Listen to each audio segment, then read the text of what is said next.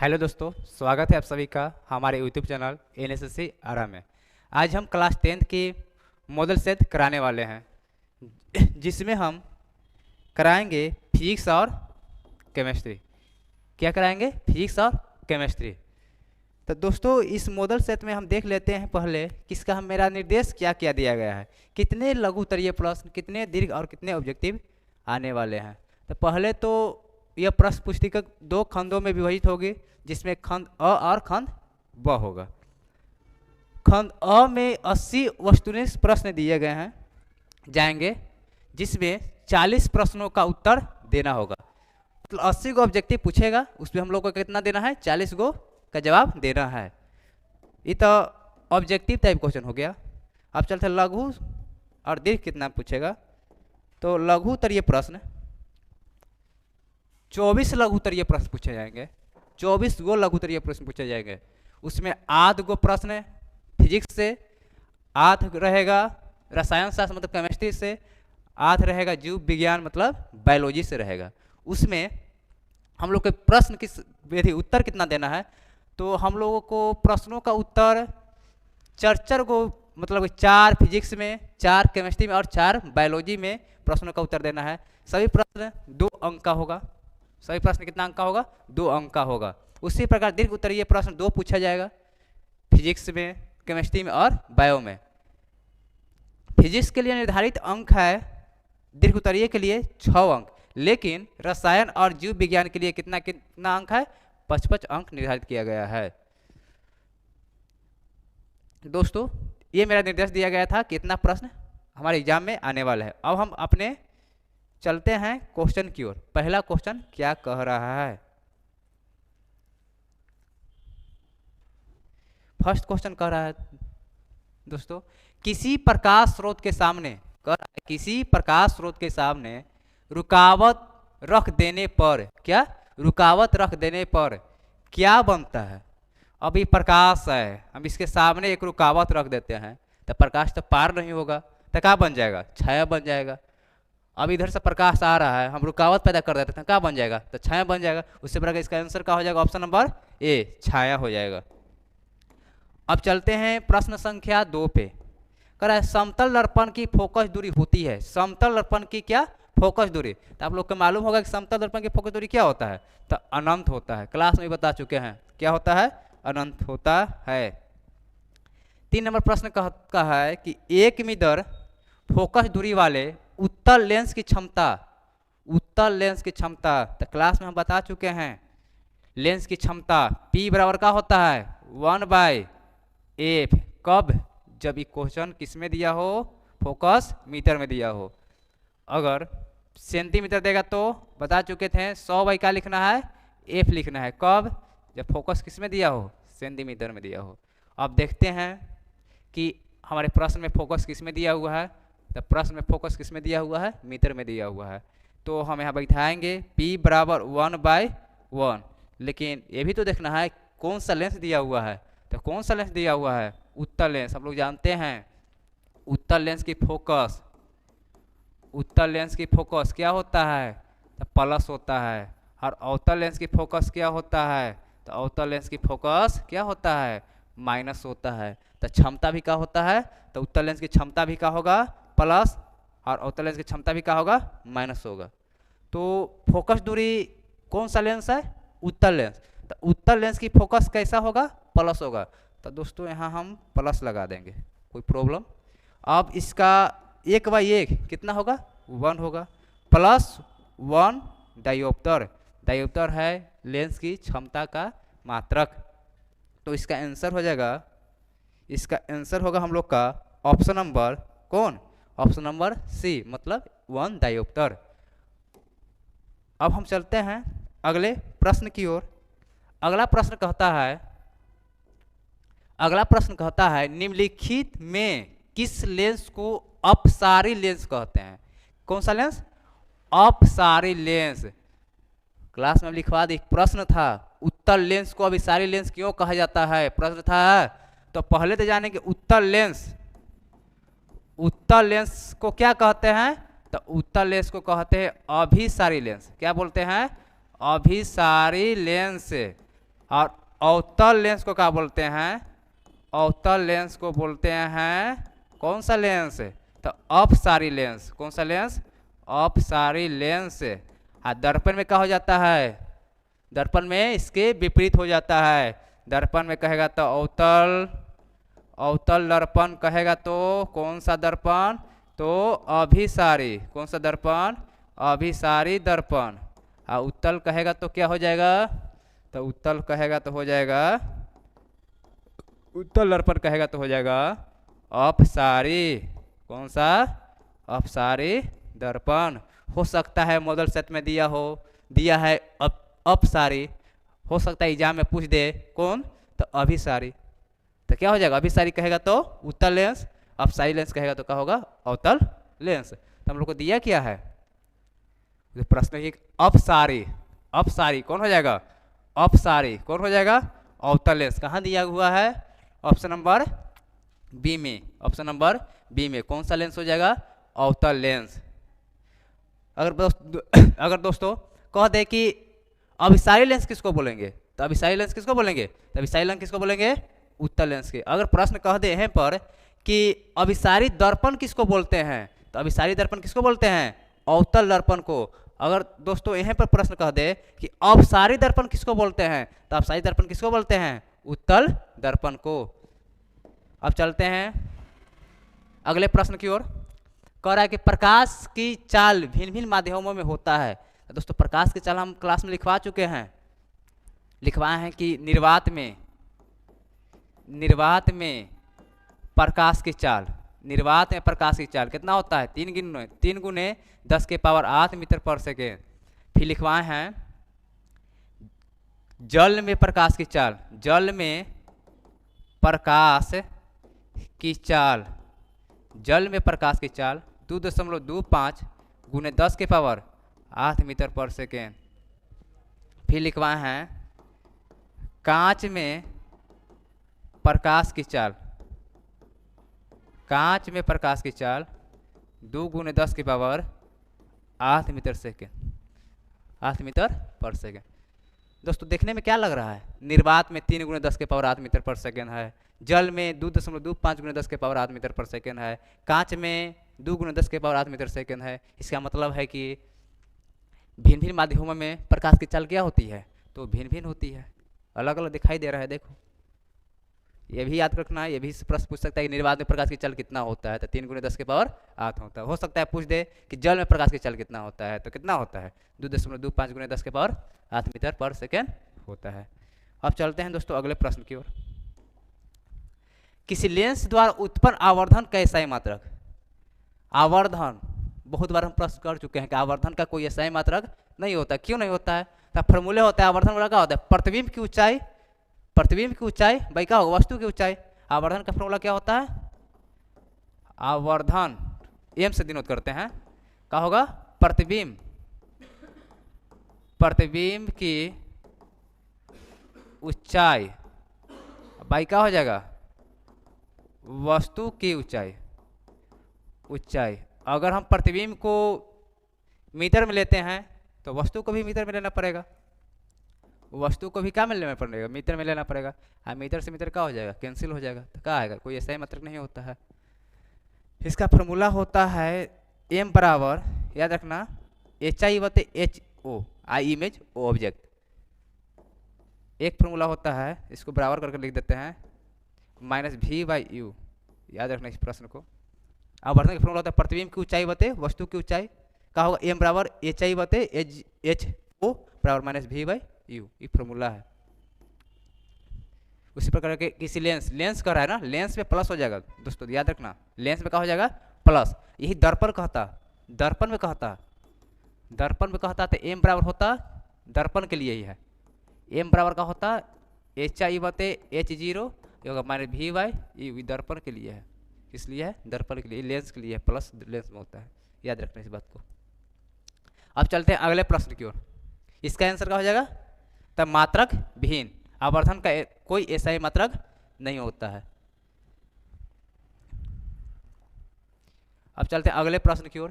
निम्नलिखित में से किसका अपवर्तनांक सबसे अधिक होता है? निम्नलिखित में से किसका अपर्तनांक सबसे अधिक होता है? तो कुछ जानते हैं अपर्तनांक? कांच का अपर्तनांक कितना होता है? 1.5।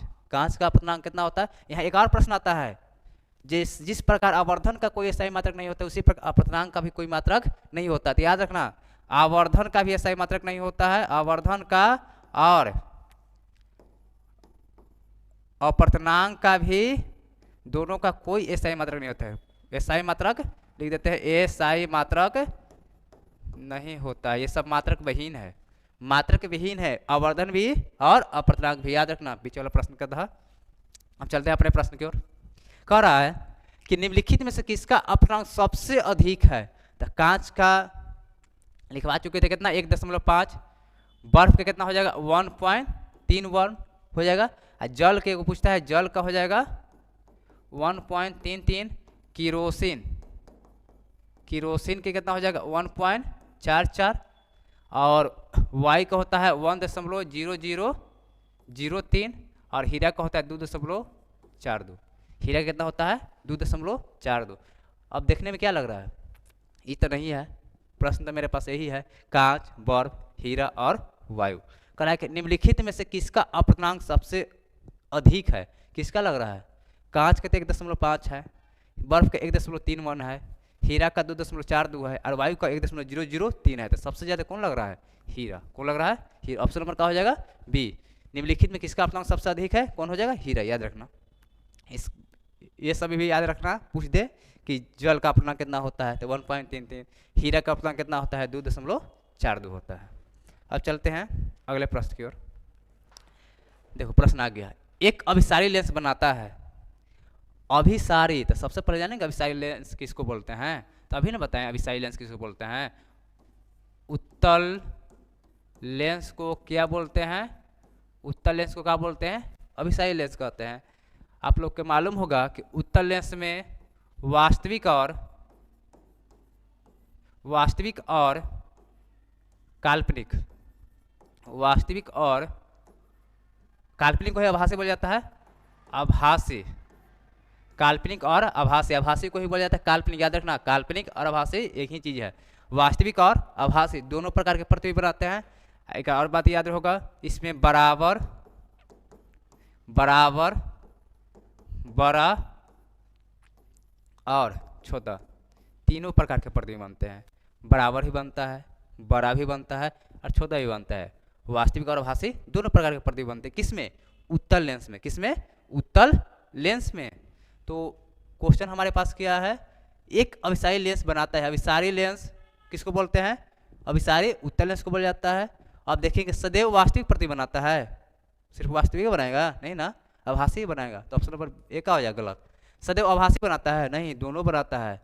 यहाँ देखो तो कभी आभासी तो कभी क्या बनाएगा? वास्तविक बनाएगा। अब स्थान को रखेंगे, अगर स्थान को हम रखना शुरू करेंगे, मान के चलो यहाँ है, कभी यहाँ रखेंगे, माध्यम और प्रकाशीय माध्यम और फोकस के बीच रखेंगे, तो कभी आगे रखेंगे वस्तु को F2 और F1 के बीच रखेंगे, तो कैसा प्रतिबिंब बनेगा? तो स्थान चेंज करेंगे तो इसका प्रतिबिंब क्या होगा? कभी आभासी कभी वास्तविक बनेगा।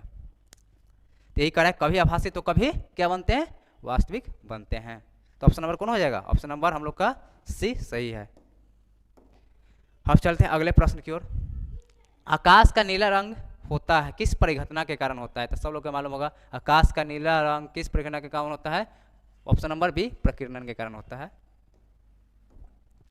प्रकाश का प्राथमिक वर्ण है, क्लास में बता चुके हैं, प्रकाश का प्राथमिक वर्ण का तरीक कोची निहाल। क्या लिखवाए थे? निहाल। नी मने नीला, ह मने हरा, हला मने क्या होगा? लाल। लिखवा चुके हैं नीला, हरा और लाल। तो प्रकाश का प्राथमिक वर्ण कौन कौन है? नीला, हरा और लाल, तीनों तो दे ही दिया है।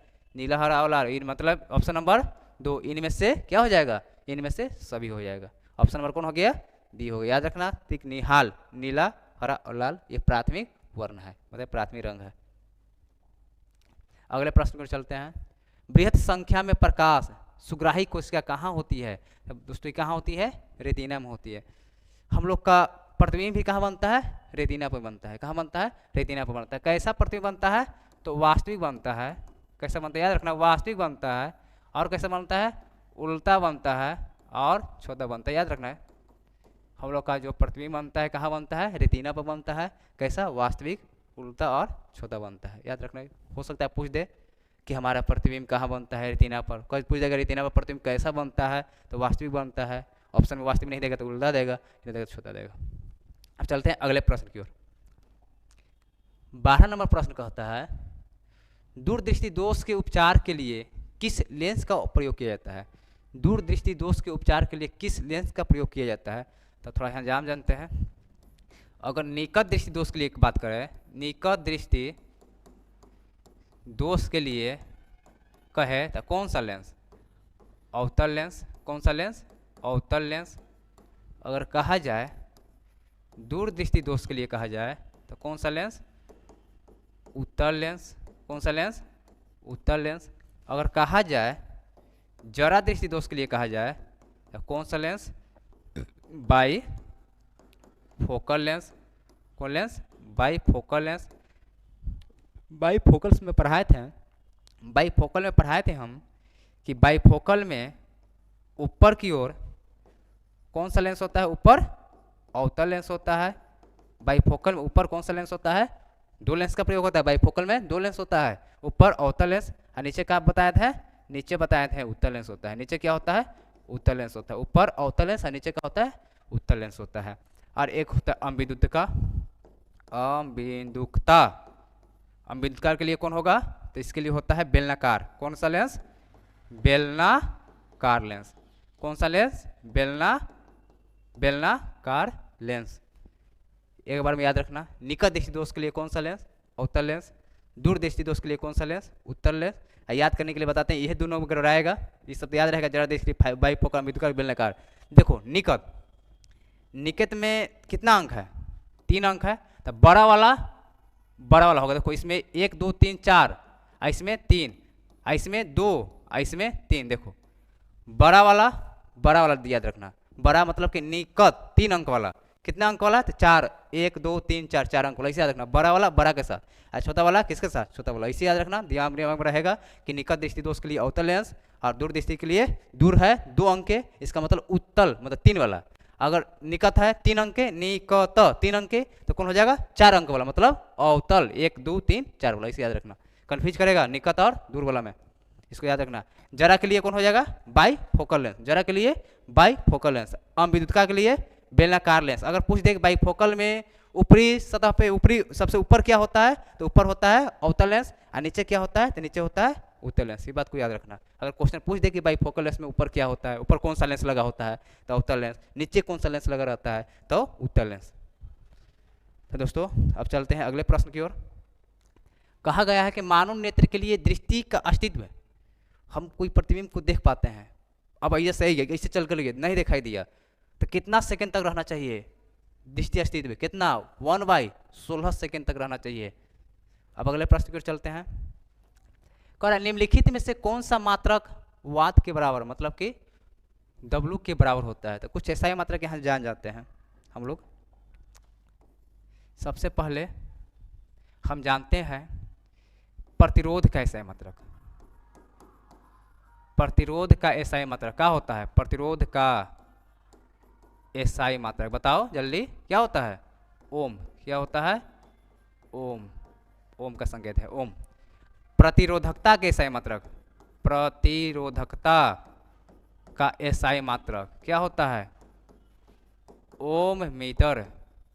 क्या होता है, ओम मीटर। पूछ दे विद्युत धारा के एसआई मात्रक, विद्युत धारा के एसआई मात्रक क्या होगा, विद्युत धारा। बताओ जल्दी, विद्युत धारा के एसआई मात्रक क्या होता है, एम्पियर। क्या होता है, एम्पियर। संकेत एक और होता है, कोई बताएगा विद्युत धारा का। अगर एम्पियर ऑप्शन में रहेगा तो क्या होगा, तो हम लोग फॉर्मूला जानते हैं, Q बराबर क्या होता है, IT। Q बराबर क्या होता है, IT। I निकालना है तो क्या हो जाएगा, Q/T। Q किसको बोलते हैं, आवेश, कूलम। और नीचे ये क्या है, टाइम है, सेकेंड। कूलम/सेकेंड होगा, नहीं ऑप्शन में देगा तो याद रखना है ये भी कूलम/, क्या होता है, सेकेंड होता है, कूलम/सेकेंड। इसी को याद रखना है। फॉर्मूला देखो, Q बराबर IT। I निकालना है Q/T। Q आवेश है मतलब कूलम, कूलम का आवेश का SI मात्रक कूलम होता है, टी का है सेकेंड।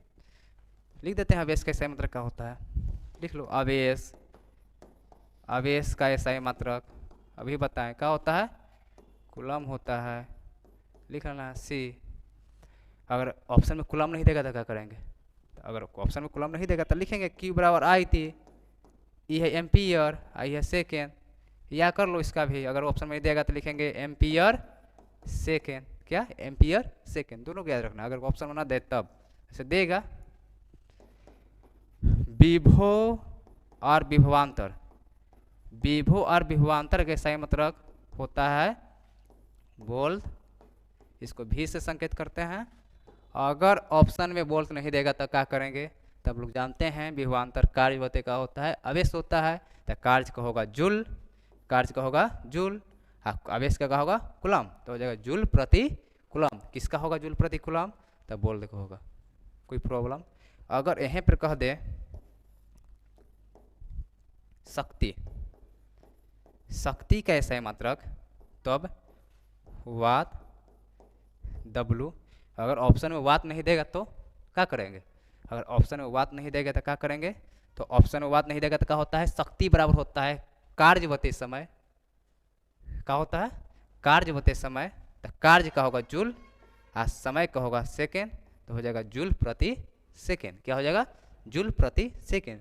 तो ध्यान में रखना है, प्रतिरोध के SI मात्रक ओम, प्रतिरोधकता के ओम मीटर, विद्युत धारा के एम्पियर, और एम्पियर ऑप्शन में नहीं रहेगा तब कूलम प्रति सेकंड देगा। आवेश के देखना है कूलम, अगर कूलम नहीं रहेगा तो एम्पियर सेकंड देगा।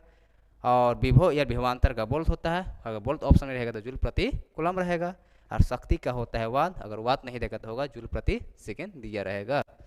अब चलते हैं, मेरा प्रश्न क्या था, तो मेरा प्रश्न था वाट, वाट किसके बराबर होते हैं, तो वाट किसके बराबर होता है, और इसी की जगह पर हम जूल प्रति सेकंड बोलेंगे, तो किसके बराबर होगा, जूल प्रति सेकंड के बराबर होगा।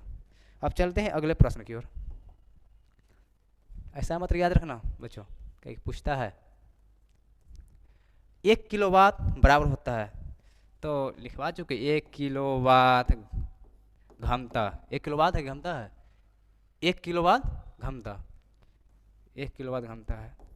चलो ना 1 किलोवाट कितना होगा बताओ, कितना वाट के बराबर, 1000 जान जाओ, 1 किलोवाट कितना बराबर 1000 वाट।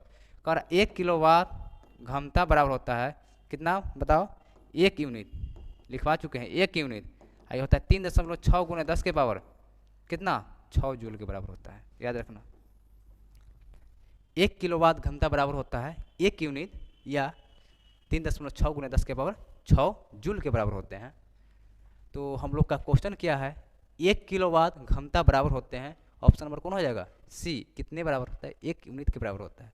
अगर 1 यूनिट ऑप्शन में नहीं देता तो क्या देता, तो 1 यूनिट ऑप्शन में नहीं देता तो 3.6 गुणे 10 के पावर 6 जूल देता, यही नहीं देता, हमारे ऑप्शन में है 1 यूनिट, मार के निकलेंगे आगे। अब चलते हैं, क्वेश्चन कोई भारी नहीं देता है, क्वेश्चन कोई भारी नहीं देता। देखो विद्युत शक्ति आ गया, अब यही एक क्वेश्चन मार्क 2 बार दिया है, विद्युत शक्ति के SI मात्रक देखो वाट दिया है, अब कहा था वाट बराबर होता है किसके जूल सेकंड, कभी दे दिया कुछ विद्युत शक्ति के SI मात्रक, यही ना लिखवाया था, वो अगला क्वेश्चन में था वाट W, ये बराबर किसके होते हैं, तो लिखवाया था जूल प्रति सेकंड, किसके बराबर होता है जूल प्रति सेकंड। ऐसा पूछा है शक्ति का SI मात्रक क्या होता है, वाट होता है। अब चलते अगले प्रश्न की ओर।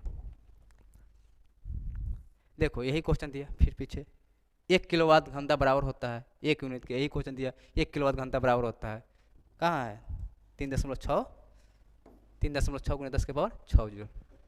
एक ही क्वेश्चन के बार बार दे रहा है।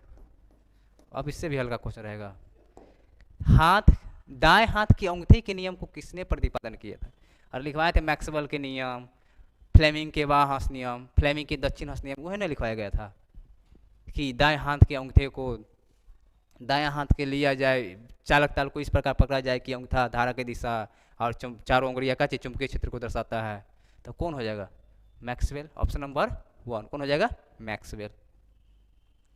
अगले प्रश्न करते हैं, विद्युत फ्यूज विद्युत धारा किस सिद्धांत पर कार्य करता है, ये तो सब लोग को याद होगा, विद्युत फ्यूज विद्युत धारा किस सिद्धांत पर कार्य करता है, तो उसमें सिद्धांत पर कार्य करता है, ऑप्शन नंबर सी। अगले प्रश्न की ओर, 1 मिली एम्पियर, तो कुछ जानते हैं 1 मिली एम्पियर कहेगा तो क्या होगा 10 की power minus 3 ampere. 1 micro ampere कहेगा तो क्या होगा 10 की पावर माइनस 6 एम्पियर। अगर कह दे 1 पिको एम्पियर कह दे तो 10 की पावर माइनस 12 एम्पियर। अगर यह कह दे एक एंगस्ट्रम बराबर का होगा 10 की पावर माइनस 10 मीटर। याद रखना इस बात को, ये पूछता है, ये भी पूछता है क्वेश्चन। एक एंगस्ट्रम बराबर होता है 10 की पावर माइनस 10 मीटर। अगर कह दे 1 मिली एम्पियर बराबर 10 की power minus 3 ampere, 1 micro ampere तो 10 की power minus 6 ampere, 1 pico ampere बराबर 10 की पावर माइनस 12 एम्पियर। अगर पूछ दे एक एंगस्ट्रम बराबर कितना होता है 10 की पावर माइनस 10 मीटर होता है। इससे ज़्यादा पूछेगा नहीं 10th क्लास में। 1 मिली एम्पियर किसके बराबर होगा तो 10 की पावर माइनस 3 कहाँ दिया हुआ है, देखो 10 की power minus 3 ampere. Option number C. अब चलते हैं, प्रतिरोध का मान बढ़ाने के लिए प्रतिरोधकों को जोड़ा जाता है। क्लास में बता चुके हैं, प्रतिरोध को मान बढ़ाने के लिए कहेगा तो हम क्या करेंगे, बढ़ाने के लिए कहेगा तो क्या करेंगे, श्रेणी क्रम में। किस क्रम में, श्रेणी क्रम में। बढ़ाने के लिए कहेगा तो किस में जोड़ेंगे, श्रेणी क्रम में जोड़ेंगे। घटाने के लिए कहेगा तो किस क्रम में, समांतर क्रम में। किस क्रम में, समांतर क्रम में। समांतर क्रम के तो मालूम हो कि पार्श्व क्रम कहा जाता है। तो हम लोग का कह रहा है कुछ क्वेश्चन में कह रहा है प्रतिरोध का मान बढ़ाने के लिए प्रतिरोधकों को जोड़ा जाना चाहिए। मान को बढ़ाना है तो अब किस क्रम में जोड़ेंगे, तो हम जोड़ेंगे किस क्रम में, श्रेणी क्रम में, मतलब ऑप्शन नंबर 1। अगर यही कहता है कि प्रतिरोधों का मान घटाने के लिए किस क्रम में जोड़ते हैं तब क्या करते हैं, पार्श्व क्रम या समांतर क्रम में कहते हैं। लेकिन हम लोग को कह रहा है बढ़ाने के लिए कौन हो जाएगा, श्रेणी क्रम हो जाएगा। ऑप्शन नंबर ए हो जाएगा। अगले प्रश्न की ओर चलते हैं। इलेक्ट्रिक हीटर की कुंडली बनाने में किस पदार्थ का प्रयोग किया जाता है, ये तो सब लोग को मालूम होगा। किसका, कौन है, नाइक्रोम। निम्नलिखित में कौन ग्लोबल वार्मिंग के लिए उत्तरदायी होता है, ये तो सब लोग को मालूम होगा। कौन होगा, कार्बन डाइऑक्साइड CO2। अब चलते हैं बच्चों अगले प्रश्न की ओर। इनमें से कौन जीवाश्म ईंधन है, जीवाश्म ईंधन तो पेट्रोलियम भी है, प्राकृतिक गैस भी है, कोयला भी है। क्या हो जाएगा, उपयुक्त में से सभी। Option number D. अब चलते हैं, सूर्य तथा अन्य तारों द्वारा उत्सर्जित विशाल ऊर्जा का स्रोत क्या होगा, तो इसके लिए क्या होता है, नाभिकीय संलयन। क्या होता है, ऑप्शन नंबर बी। कौन हो जाएगा, नाभिकीय संलयन। आप लोग को याद होगा ये सब क्वेश्चन। तिहरी बांध निर्माण, ये भी याद होगा। तिहरी बांध जब पढ़ा रहे थे तो बताया था कि भूमि की सिंचाई के लिए भी होता है, पानी को इकट्ठा करेंगे तो बिजली उत्पादन भी होता है, जल आपूर्ति भी होता है। तो ऑप्शन नंबर क्या हो जाएगा, इनमें से क्या हो जाएगा, सभी, इनमें से सभी। Option number D. खिलौने में किस सेल का उपयोग किया जाता है, जो हम लोग खिलौने खेलते हैं उसमें किस सेल का प्रयोग किया जाता है, तो कौन सा सेल रहता है, सूखा सेल रहता है। कौन सा सेल रहता है, सूखा सेल रहता है। जल में वैद्युत अपघटन में कैथोड पर कौन सी गैस मुक्त होती है, तो कैथोड पर कौन सी गैस मुक्त होती है, तो हम जानते हैं ये होता है एनोड, ये होता है कैथोड। कैथोड होता है, एनोड होता है क्या, तो कैथोड होगा माइनस और एनोड होगा प्लस। तब माइनस पे कौन जाएगा, प्लस वाला, तो H+ होता है हाइड्रोजन, तो हाइड्रोजन जाएगा कहाँ, कैथोड पर। यही कहता है कि एनोड पर कौन होगा, तो एनोड पर होता ऑक्सीजन। कैथोड पे होगा कौन, तो हाइड्रोजन। ये कहता है एनोड पे कौन होगा, तो होगा ऑक्सीजन। क्या हो जाएगा, ऑक्सीजन। कौन हो जाएगा, यहाँ हो जाएगा हाइड्रोजन,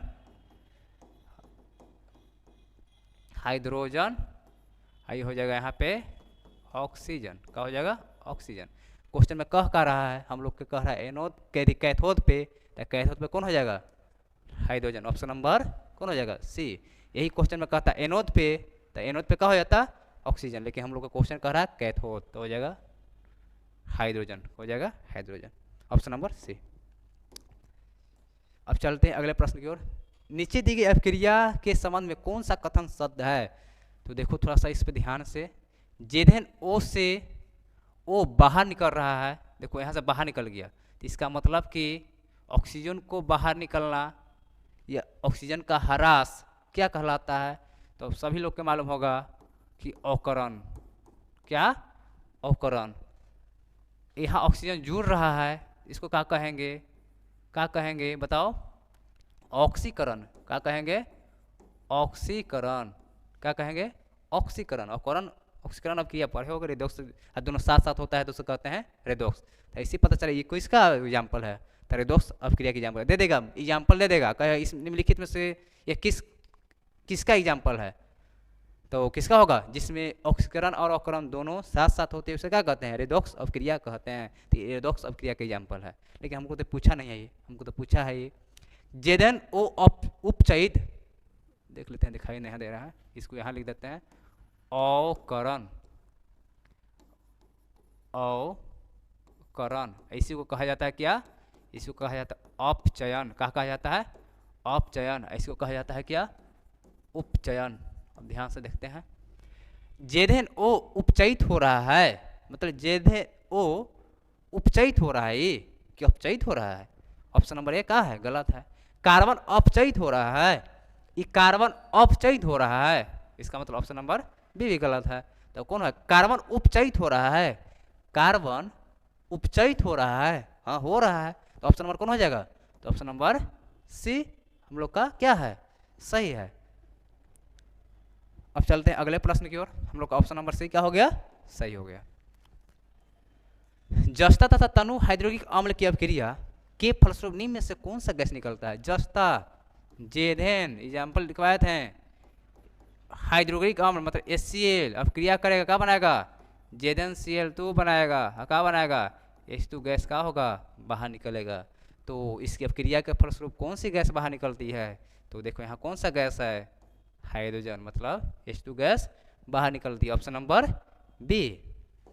अब चलते हैं अगले प्रश्न की ओर, निम्नलिखित में से कौन सी गैस चूना जल को दूधिया कर देता है, तो कौन करता है, कार्बन डाइऑक्साइड CO2 क्या कर देता है, चूना जल को दूधिया कर देता है, ऑप्शन नंबर बी हो जाएगा।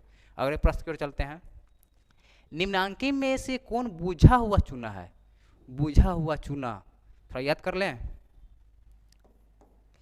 कैल्शियम ऑक्साइड को कहा जाता है काली चूना, क्या बोला जाता है, काली चूना, इसी को कहते हैं कैल्शियम, कैल्शियम हाइड्रो ऑक्साइड, क्या बोलते हैं, कैल्शियम ऑक्साइड, क्या बोलते हैं, हाइड्रोक्साइड ना बच्चों, सॉरी, कैल्शियम ऑक्साइड, और इसी को बोला जाता है बिना बुझा हुआ चूना, या कहीं कहीं दिया रहता है अबुझा चूना, अबुझा चूना इसे दिया रहता है, अबुझा चूना, लेकिन इसको नहीं देखना है, इसको ध्यान पे रखना है। CaO को बोला जाता है काली चूना, कैल्शियम ऑक्साइड, और क्या बोला जाता है, बिना बुझा हुआ चूना, बिना बुझा हुआ चूना लिख लो, बिना बुझा हुआ चूना, बिना बुझा हुआ चूना किसको बोलते हैं, कैल्शियम ऑक्साइड को। अब देखते हैं कैल्शियम हाइड्रोक्साइड, इसको तो पहले बोला जाएगा calcium hydro oxide, calcium hydro oxide, ऐसे को बोलते हैं बुझा चूना, क्या बोलते हैं, बुझा चूना या बुझा हुआ चूना। तो हम लोग के क्वेश्चन में कह रहा है कि बुझा हुआ चूना किसको बोलते हैं, बुझा हुआ चूना किसको बोलते हैं, तो कौन ऑप्शन में है, कैल्शियम हाइड्रोक्साइड को कहते हैं बुझा हुआ चूना कहा जाता है, तो ऑप्शन नंबर कौन हो जाएगा, दिया हुआ है, हाँ, ऑप्शन नंबर कौन हो जाएगा, सी, CaOH के होल ट्वाइस होता है, CaOH के होल ट्वाइस क्या हो जाएगा, बुझा हुआ चूना। हाँ कुछ जानते हैं, CO3 तो जान ही रहा, कैल्शियम कार्बोनेट संगमरमर का फॉर्मूला है, सी ये तो मालूम होगा कैल्शियम है। चलते हैं अब आगे की ओर क्वेश्चन पे, दंतमंजन प्राय होता है, दंतमंजन कौन क्या होगा, क्षारीय, क्या होगा, क्षारीय, तब ना हमारे पेट से हाइड्रोक्लोरिक अम्ल निकलता है, तो हम लोग क्षारीय का प्रयोग ब्रश के लिए करते हैं, तो क्या उदासीन करता है, तो दंतमंजन कैसा होता है, क्षारीय होता है। नींबू में कौन सा अम्ल होता है, नींबू में कौन सा अम्ल, सिट्रिक अम्ल, क्या होता है, सिट्रिक अम्ल नींबू में पाया जाता है, और सेव में मौलिक अम्ल पाया जाता है, सेव में मौलिक अम्ल पाया जाता है। तो साथ देख लेते हैं, एसिटिक अम्ल का IUPAC नाम होता है, IUPAC ये भी पूछता है, एसिडिक अम्ल एसिडिक अम्ल का यूपीएससी नाम क्या होता है? एथेनोइक। एथेनोइक अम्ल क्या होता है? एथेनोइक अम्ल। फार्मूला क्या होता है? CH3COOH, CH3COOH। और फॉर्मिक अम्ल का यूपीएससी नाम होता है, फॉर्मिक अम्ल का यूपीएससी नाम होता है मेथेनोइक अम्ल। क्या होता है? मेथेनोइक अम्ल।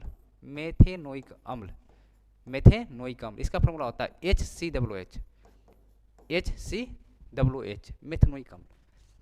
कुछ पूछता है यहाँ कि फॉर्मिक अम्ल में किस में फॉर्मिक अम्ल पाया जाता है? तो याद रखना, चींटी के डंक, मधुमक्खी के डंक, या एक होता है पौधा नेतल का पौधा, इस सभी में क्या पाया जाता है? यहाँ लिख देते हैं, सभी में पाया जाता है क्या? फॉर्मिक अम्ल। अगर ऑप्शन में फॉर्मिक अम्ल ना देगा तो क्या देगा? मेथेनोइक अम्ल लेगा, मेथेनोइक अम्ल लेगा। क्या देगा? मेथेनोइक अम्ल लेगा, ध्यान देना। और ये तो जानते होंगे कि दूध का है या दही का है, इसमें क्या पाया जाता है? लैक्टिक अम्ल पाया जाता है। कोई दिक्कत इसमें बच्चों? सब लिख दिए? सबको ध्यान में रखना है, खाली ऑब्जेक्टिव नहीं देखना है क्या है नींबू के कौन सा अम्ल है? सिट्रिक अम्ल। ऐसा नहीं करना, सबको ध्यान में रखना है, सब आया हुआ क्वेश्चन है। Milk of magnesia, milk of magnesia का पीएच मान होता है कितना? तो 10.5 होता है। इसमें हम जानते हैं कुछ, जैसे पूछेगा जथर रस, फिर पूछेगा नींबू का रस, फिर पूछता है, इसमें एनसीईआरटी में दिया हुआ है रक्त, फिर पूछता है milk of magnesia, milk of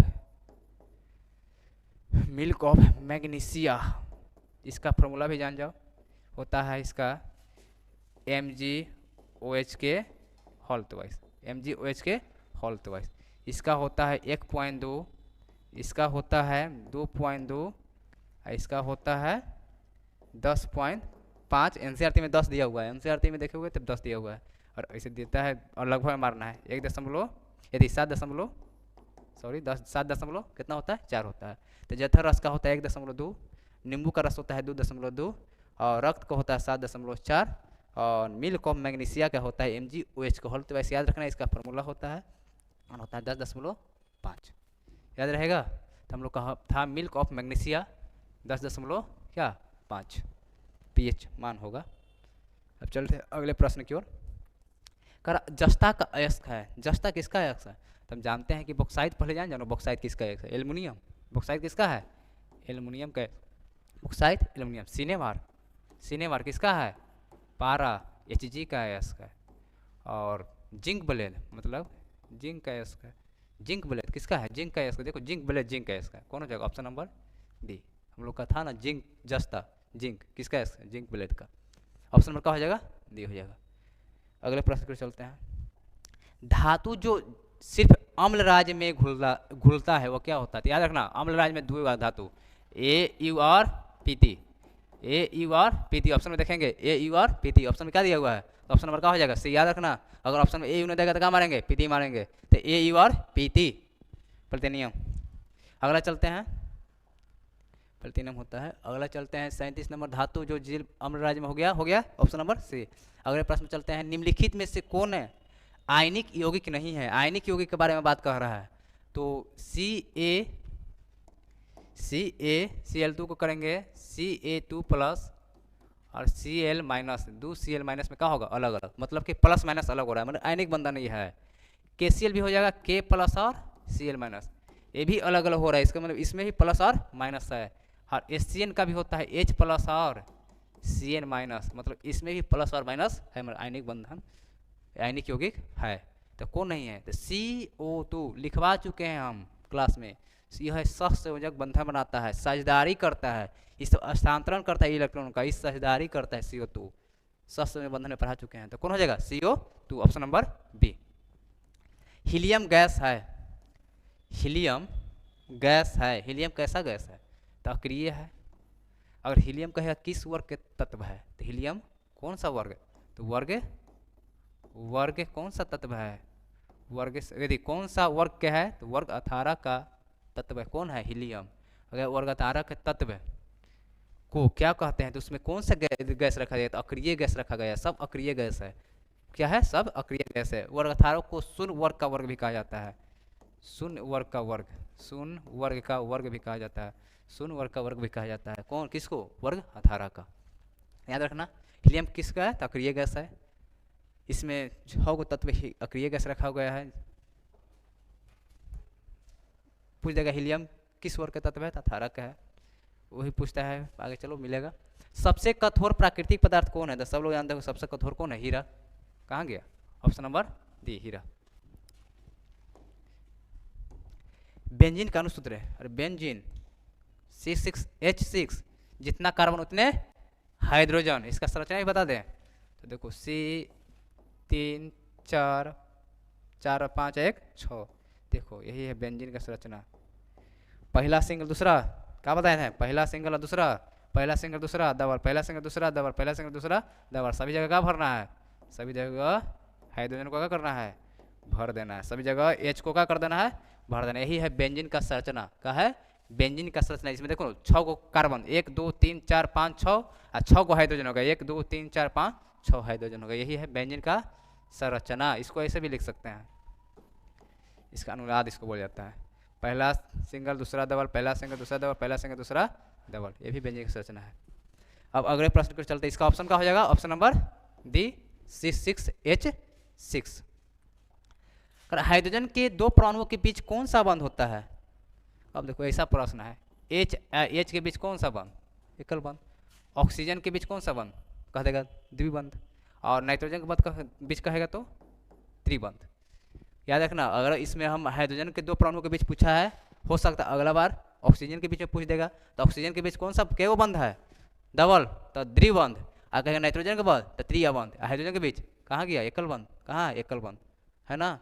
तो हम लोग का पूछा हाइड्रोजन, तो ऑप्शन नंबर क्या हो जाएगा, सी। अगर हाइड्रोजन नहीं पूछता, कहता ऑक्सीजन के दो परमाणुओं के बीच कौन सा बंधन होता है, तो कौन हो जाएगा, द्विबंध। अगर ऑक्सीजन भी ना हाइड्रोजन भी पूछ जाए, नाइट्रोजन के बीच, नाइट्रोजन के दो परमाणुओं के बीच कौन सा बंध होता है, तो कौन सा बंध हो जाएगा, तो क्या हो जाएगा, त्रिबंध हो जाएगा। कोई प्रॉब्लम। अब चलते हैं अगले प्रश्न की ओर। चूना जल का रासायनिक सूत्र नाम क्या है, देखो चूना जल आ गया, चूना जल आया, तो क्या हो जाएगा, चूना जल का रासायनिक नाम, अरे पीछे लिखवाए हैं, अभी ना कुछ समय पढ़ाया था। चूना जल कौन हो जाएगा, कैल्शियम हाइड्रोक्साइड, इसका क्या हो जाएगा, CaOH के होल ट्वाइस, इसी को कहते हैं बुझा हुआ चूना।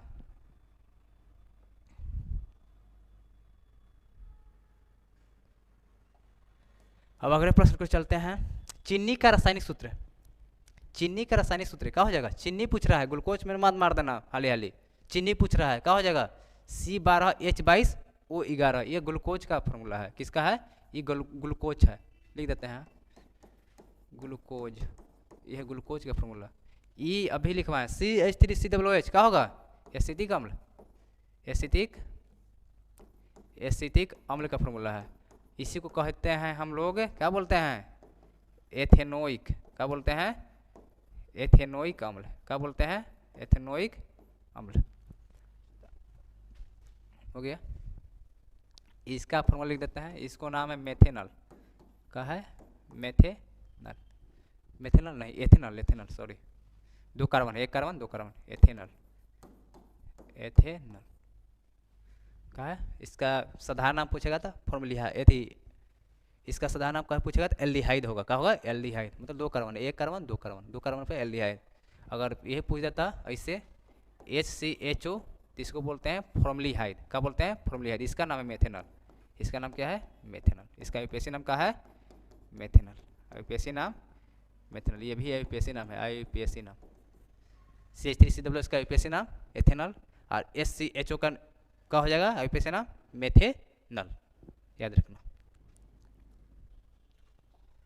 अगला क्वेश्चन कर रहा है, निम्नलिखित में कौन सा कार्बनिक यौगिक सबसे अधिक अभिक्रियाशील है, तो कौन होगा, C2H4, इसका नाम क्या होगा, 2 दूनी 4, मतलब कितना कार्बन, 2 कार्बन, तो क्या हो जाएगा एथीन, क्या हो जाएगा एथीन, क्या हो जाएगा एथीन। इसमें लिख दें ETHNE एथीन।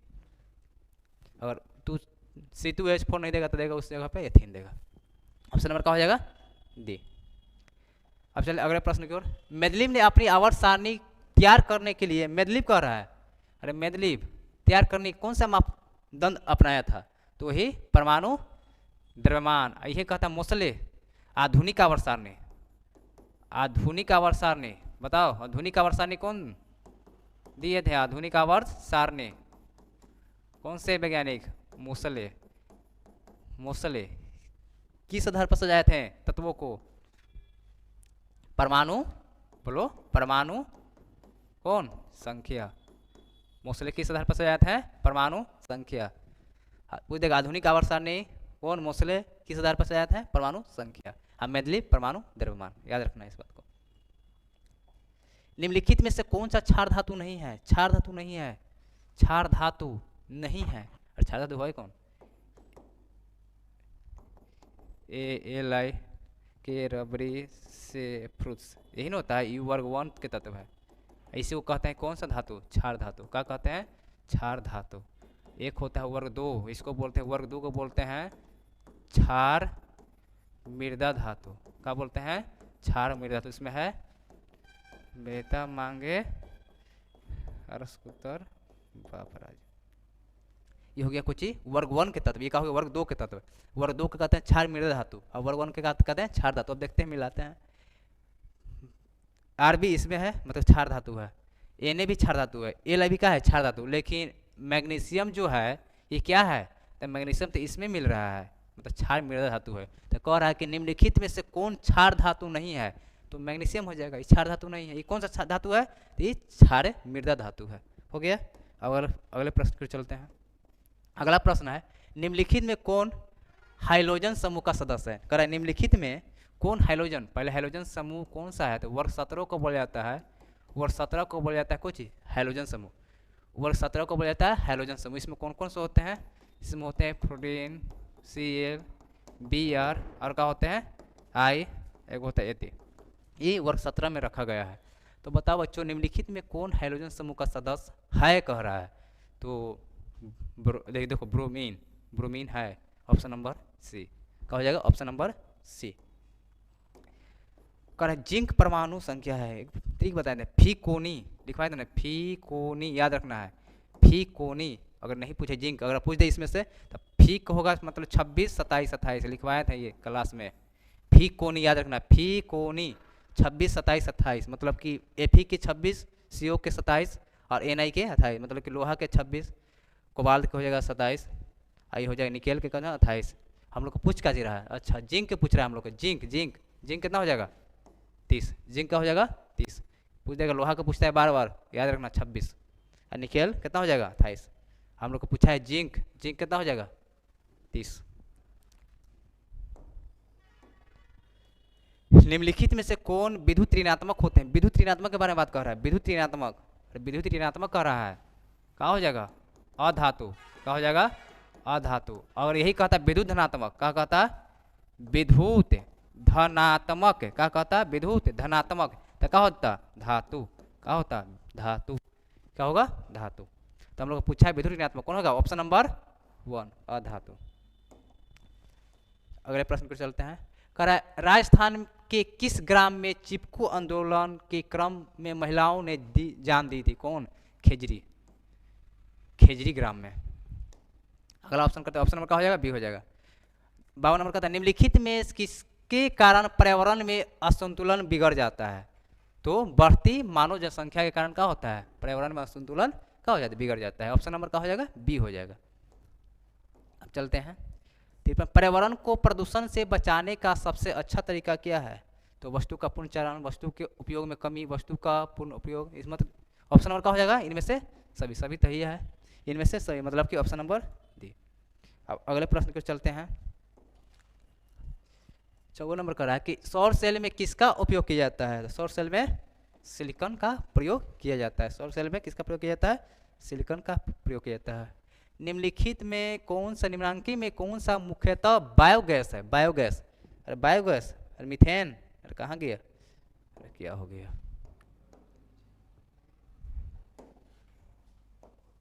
कौन होगा, मीथेन, कहाँ गया, निम्नांकी में कौन बायोगैस है, मीथेन, अरे CH4 मीथेन, कौन हो जाएगा, मीथेन। अब चलते हैं अगले प्रश्न की ओर। मनुष्य, ये तो बायोलॉजी आ गया, हम लोग का फिजिक्स और केमिस्ट्री का हो गया खत्म। फिजिक्स और केमिस्ट्री मिलाकर लगभग कितना क्वेश्चन है, 55 क्वेश्चन दिया हुआ है, सिर्फ फिजिक्स और केमिस्ट्री मिलाकर हम लोग को बनाना है 40। और जिसका फिजिक्स और केमिस्ट्री लगभग अच्छा रहेगा तो आराम से 40 प्रश्न बना सकता है, और 15 को छोड़ भी सकता है। 40 को बनाना है, 55 को फिजिक्स और केमिस्ट्री दे दिया गया है। तो बच्चों आज के लिए इतना ही। अगर आप लोग के ये वीडियो अच्छा लगेगा तो आप लोग इस वीडियो को लाइक शेयर कीजिएगा और चैनल को सब्सक्राइब कीजिएगा। धन्यवाद।